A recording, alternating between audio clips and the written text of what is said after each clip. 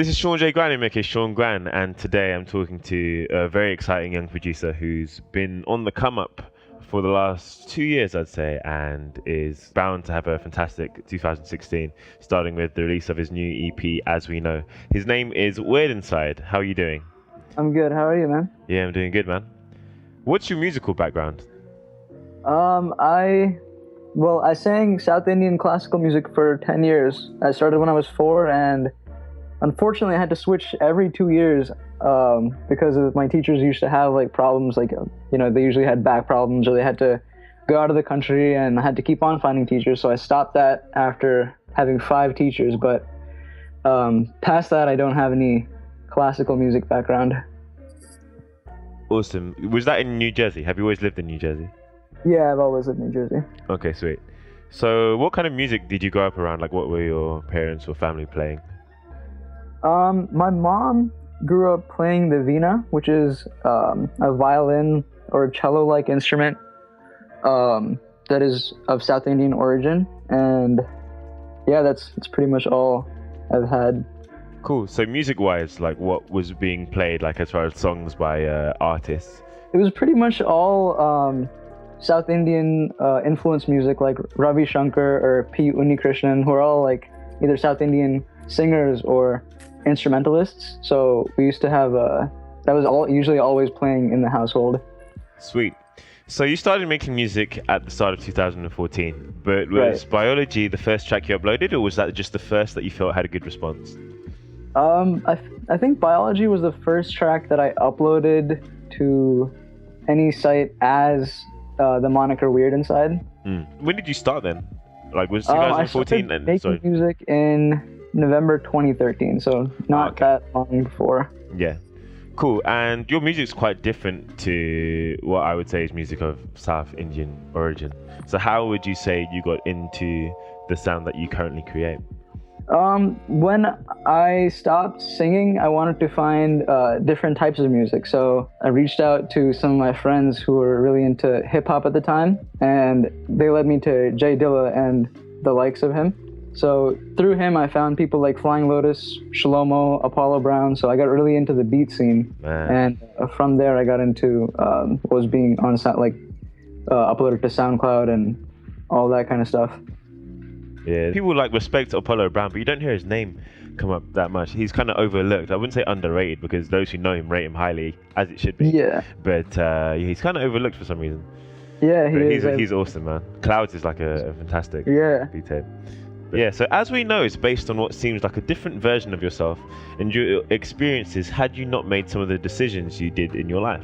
What inspired you to form a project around this concept, and what were the main things you gained from the experience of creating it and looking at this character? Ever since I started making music, I wanted to make music with really personal meaning or tell a story instead of just making music for people to, dance to or people to just listen to in the background. So I made some music, and then I was like, well, maybe I can base a story around this. So I started writing a story, and a lot of things had happened during this time that I was making this music that sort of influenced the style of music that I was making. So it was like very dark and somber because I just experienced a few losses. One of my friends had passed away, and my grandfather had passed away recently as well. So these events had influenced me a lot, and I was not in a really good place. So that kind of showed through my music, but I used that to my advantage to create this personal project that I'd wanted to make all along. Yeah, my condolences for your losses, man. Oh, thank you. I think it's that emotiveness of your music that makes people connect with it so much, because, like you say, it's not necessarily music to like dance to. I think there are certain tones and certain songs that you have that do fit like dancing style, but your sound generally is quite reflective and inside looking, not to make a pun on your name or anything. But congrats on, As We Know, reaching #1 on Bandcamp's vinyl chart and experimental music chart. That's awesome, man. Thank you, man. Yeah. So the project is also available in vinyl and tape formats. How did you become able to release the project in physical formats, and what made you want to do so? So growing up, my parents used to have lots of vinyl and lots of cassettes in the house, and I feel like these were the two primary mediums on which I listened to music. So I wanted to have that reflected in my own music and make vinyl and cassette, the two primary forms of my music being available in. So I did some research online and I contacted a few sites who were willing to do this for me. And as for the cassettes, I just went to the store, bought a few supplies, and recorded and created the art for the cassettes by myself. Yeah, that's awesome. Thanks, man. Was it costly doing the vinyl? Because vinyl's coming back, but I hear that it's quite an expensive process if you don't have like a specific label that pushes it. Yeah, it is pretty costly, but I wanted to make it as accessible to people as possible, so I made sure that the margin between the production cost and selling wasn't too high. That's so cool, man. Thanks, man. I don't know where I read this, but I read that the tape release was as a result of your friend Vazu's jokes. Oh yeah, every single day at lunch he would joke about me putting out mixtapes. So I wanted to sort of play along with this joke, and it was actually just like, a byproduct of not just my upbringing as hearing music on cassettes, but also this joke. So it brought back those memories, and I was like, why not oblige to his things and actually put out a tape of music? Cool. Are you sending him a tape? Yeah, I'm sending him one for free. Okay, cool. I'm sure he'll appreciate that. Yeah. So some of your loosies and most tracks on the EP are available as Logic files, and in some cases stems for free download via your website. Why did you decide to release those tracks in this way? I feel like a lot of people are sort of secretive with their techniques in creating music, and I've gotten not a lot of questions, but like people have asked me before, like, how did you do this bass, or how did you make this synth? And I feel like the best way for someone to learn is to have the whole thing in front of them and then break it down themselves. Yeah. So instead of me having to explain it to them every single time, I was like, why not give them everything that they need in order to, learn what they want to and take what they want from this file. Cool. So will the 4 bonus tracks that you've included on the tapes ever see a digital release? I'm hoping to make a full, just classical piano release pretty soon, possibly in June of this year. So the first track from the B-side or the bonus tracks is most likely going to be on. Other 3 are just demos that I made during the creation of the EP. Awesome. So I guess for the other 3, we probably won't see them released digitally. Probably not, but if I do pick them up again, then we will see it. Yeah. Probably not, but... Cool. So the text on the cover art for As We Know, if you flip it, contains a number of really harsh messages. Did that come from the difficult times that you were going through that you mentioned before? So I had written this story for this character, right? Yeah. So I wanted to make him the center of the EP. So what I did was I took what would be his a perspective from his conscience talking to him and really bashing him. So I wanted to have all of his insecurities portrayed on the front cover, but I didn't want to make it completely visible, so I just flipped the text backwards. And the backwards text also symbolizes that it's a different version of me, and that it's not really me, even though the character is based upon me. It is not me. Yeah, so the messages on the cover, are they at all related to the real you, or is that all part of the story? For the most part, it's part of the story. Okay, cool. So your music and art carry an introspective tone. Have you always been interested in self-reflection and your psyche? Actually, from a young age, my mom got me interested in psychology and neuroscience, and I was really interested in how the brain works and how people think. So from a pretty young age, I was always thinking about how thinking itself works. So yeah, I'd say I've pretty much always been interested in the human brain and seeing how people react to certain things. Awesome. So does that self-reflection have anything to do with where the name Weird Inside comes from? Yes. I believe that even though there are societal standards for beauty, how people behave, things like that, every single one of us is weird on the inside. Not to be too corny, but that's pretty much where the name comes from. So if we, think about ourselves, we're all different in some way or the other. Yeah, and I guess it's that weirdness that is our uniqueness as well. Yes. Cool. Would you say that your music is an outlet for how you feel inside, since you've previously mentioned in other interviews that you don't really talk about yourself much? Yeah, I would say so. I feel like music is the best way that I can convey my emotions and ideas through a medium. Like I'm not particularly skilled with words or a paintbrush or anything like that, but music sort of helps me speak through a language and convey my feelings and emotions. And the great thing about it is anyone can listen, or most people can listen to that language. It doesn't really go by, how should I say, words. Does that Exactly. make sense? Yeah. Awesome. So, has your exploration of music and art over the last few years developed or affected your personality and character at all? I would say that it has made me a more open person, and it's made me more thankful for what I've been given, just because it's helped me think and get through hard times. Cool. And just to check, sorry, what instruments do you play? I've taught myself the piano. I'm currently teaching myself how to play the bass, and I used to play the violin, but I haven't played it in a while. Cool. And what was your methodology when you were teaching yourself piano? In the beginning, I was just messing around on the piano. I wasn't really trying to learn it or perfect it as a craft, but as time went on, I started noticing little patterns, and then as I started getting more interested in these patterns, I decided that I wanted to learn the names for them and see if I could, learn more about what they were actually called. So I started learning music theory from books and the internet, and I just went about practicing a little bit every single day. That's awesome, man. Thanks, man. So, what's the scene for your style of music like in Bridgewater, where you live? There's not much of a scene here, but I haven't done much exploration other than around. Bridgewater's a pretty small town to begin with, but there's not many people who are really interested in music around here.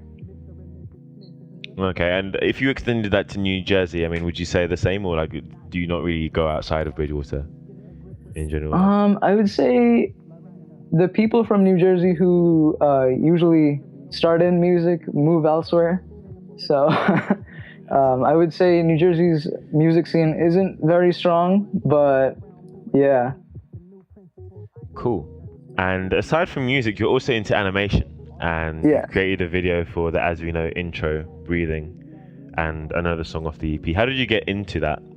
About a year and a half ago, I discovered this small online community of people who were graphic designers and video editors, and they were expressing themselves through visual media combined with music and other forms of audio. And I was really interested to see how you could create a full experience through the use of visual in combination with audio. So I was already interested in music at the time, but I wanted to be able to create a full experience. So to begin with, I got into graphic design. Thanks to some of my friends who helped me, I got into that very quickly. And then past that, I wanted to move images and have them correlate with some music that I had made. So I started getting more and more into video editing, and from there, I got into animation, and I've been doing that ever since.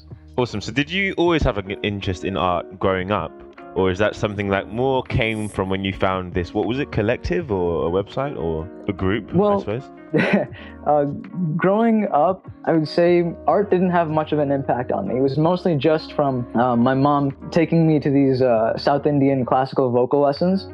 But other than that, I wasn't very interested in art. It was mostly just going to school, playing games, things like that. But as I entered, I think it was 7th grade or 8th grade, I started to develop a bigger interest in literature and art. And from there, I got more into visual art, because I noticed that visual art spoke to me more than books or plays or things like that. Cool. So you've also created videos for other artists, including your friend Contour, who I've had the pleasure of connecting with before. Yes. How do you see your art and music skills connecting in future? Like, you've talked a bit, but like in the previous answer, about connecting the visuals with the audio, right? Yeah. Where do you see that heading from yourself? Gotcha. So eventually I plan to start my own sort of TV show or channel or like series that is sort of an animated story of like a really dark, somber character that relates to people who are teenagers and probably young adults, because there's already cartoons out there for younger children, like who are 12, 13. But I want to make something that is relatable in a sense for people who are in their 20s, early 20s, and late teens, and still have that, you know, childish aesthetic with the cartoon characters. Cool. That's awesome, man. So aside from music and art, what are your hobbies? I like biking, photography, and I like cooking too. Cooking is really nice. What kind of stuff do you cook? Well, my mom taught me how to make lots of kinds of Indian food, so I like to experiment with that. And I started off learning how to cook pasta. It's probably the easiest dish anyone could make, pasta, but I like to experiment and see how many different ways I can combine other ingredients to put into the pasta, change it up and make it a completely different dish. Cool, man. So if you had to choose one song that defines Weird Inside or yourself, I mean, I don't know if Weird Inside is a project or if you see it as like just an extension of you, I suppose, what would it be? One song? Yeah, so if you had to choose one song, what would it be? Probably have to say Breathing, because it encompasses the elements of me that I want to take on from the beginning, like the electronic style combined with the acoustic elements, which I'm getting more into, as well as the somber themes, and yeah. Cool. Sorry, I should have said when I asked the question, that doesn't have to be inside your releases, it can be outside as well, but your answer was great, so it doesn't really matter. Yeah. So if you could change one thing about the scene your music exists in, what would it be? The scene that I'm in is already pretty great. I don't have much to complain about it, but if there was one thing I could do, I'd probably say to make people more open and sharing, because I know some people are a little bit secretive with their processes and creation techniques, but a lot of people also give away their samples or project files or anything really to help other people become better at what they want to do. Yeah, so when you started making music, you previously mentioned to Jay Dilla, Shlomo, Flylo, and Apollo Brown. What was your process? Were you listening to them and then trying to craft stuff towards that sound intentionally, or was it just how did you find your identity? Because your music is quite unique in itself.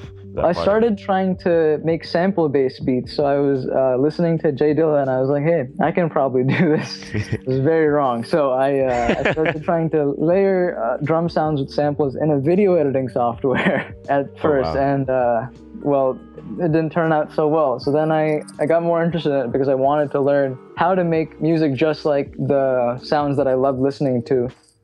So from there, I started exploring new software, new sounds, and I started listening to many different kinds of music instead of just the beat scene type of music like Jay Dilla, Flying Lotus. I started listening to people like the Beatles, Tame Impala, maybe even U2 at some point. But pretty much I tried to take influence from everywhere and pretty much everyone that I listened to growing up and mesh that all into my own style. Cool. So your music has quite quickly found an audience and reception. What do you think about the success that Weird Inside has seen so far? I think it's really cool that a lot of people are supporting me and listening to my music. I really, really appreciate that. But I think the real success for me would be being able to make the music that I really want to make and being able to put down in a computer what is inside my head. So, not to pry too deep, but did you not do that with the EP? What would have to change for you to reach that point? Or have you already, is that a constant, like it's not a point you reach, it's just something where you're like, I don't know, up and down? I would say it's up and down. I think the EP was the first set of songs that I have made that really achieved this goal that I wanted to achieve by conveying the message that I really wanted to get across through the music. And sometimes I'm not able to do that, and I find that sort of irritating.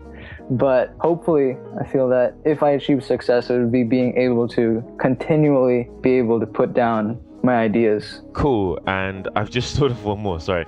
So would you say having a South Indian heritage has influenced the music that you make now, and if so, how? I'd say that it's definitely influenced me, because had I not started singing South Indian music when I was a kid, I probably wouldn't have gained such an interest in music right now. So if I hadn't been so interested when I was 4 years old, I probably wouldn't be here right now on this call with you. What artist should we be on the lookout for aside from yourself? Well, right now I really dig Froyo Ma's work, and he doesn't, which really bums me out because he's really, really sick. So you should definitely go check out Froyo Ma. I really like my boys Grey Hat and Off-White. They're doing some crazy stuff. I've never heard stuff like theirs before. And yeah, I think that's who you should check out. Good. I was kind of hoping you'd say Furiyama because I find it interesting how you guys are sort of similar in that you both do illustrations and yeah, his are crazy. Yeah. And you also do music as well. So it'd be cool to see like a audio-visual collaboration between you two or something. Yeah, definitely. And your music certainly suits each other as well. So it's cool that you guys are homies. I don't understand how he doesn't appreciate his own music because it's amazing. And the Pants EP was incredible. But yeah, hopefully he comes around to it. I'll have to interview him and see what he's feeling as well.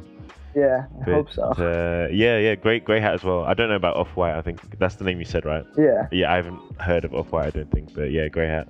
I think I saw Submerse tweet you guys. Oh yeah. All of you guys. Yeah, I've hung out with Rob Submerse is a couple really times. nice guy. He's lovely. Yeah. Absolutely lovely. So it's cool that you guys are all like, I wouldn't say banding together, but you're all aware of each other in the same space. Yeah. Awesome. So what are your plans for the next 12 months? My goal is to just keep being an independent artist and keep putting out music that I want to make. And yeah, man, I just keep hoping to tell more stories and keep advancing as an artist and be able to tell better stories and be able to better tell my stories. Cool. You mentioned the classical EP, right? Yes. In a couple of months. Are there any other plans, like any collaborations, or you don't have to say anything? I'm just asking this just in case like there's anything deeper. Yeah. I don't know. I wouldn't say that there's anything past that classical EP that I've planned. Sweet. It's cool to stay open and I wouldn't say go with the wind, but just go where things take you. Like no one knows what's coming, right? So yeah, of course. Yeah, that's it for the interview, man. Thank you so much. Thank you.